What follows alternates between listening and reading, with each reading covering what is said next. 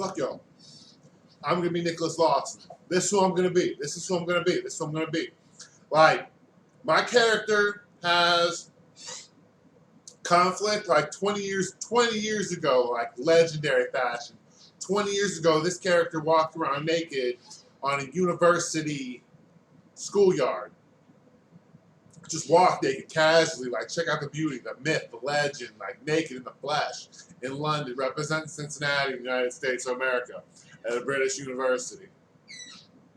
Then goes to a mental health hospital, which leads to going back to the United States in disgrace, and then flying to San Francisco to make love to Zoe, and then making my way back to Cincinnati, where because she broke up with me, I became so depressed, I went into Talbot House and was diagnosed as mentally ill.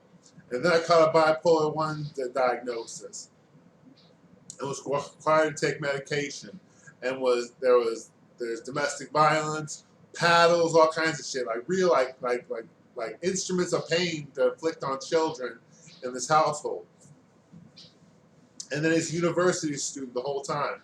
And he graduates from university 10 years later after failing out of a design school and going to a liberal arts college where he studies rhetoric for 6 years. And then he goes into AmeriCorps, which is like the volunteer service for America. Learns how to volunteer for America. It's basically like it's on you to do. Proceed. I don't really know how to explain like initiative, but like show initiative. Showing initiative is like that's. If you don't show initiative, I wonder if there's empty space in your head that makes sound, like space that makes sound. So, anyways, I go into the public allies, work at a television station, start my career in using the internet about 8 years ago, and then I go and help out a startup vegan organization, ghostwrite a book. This character is deep. Ghostwrite a book for him. Then I go on to do charity work for the Hip Hop Congress, and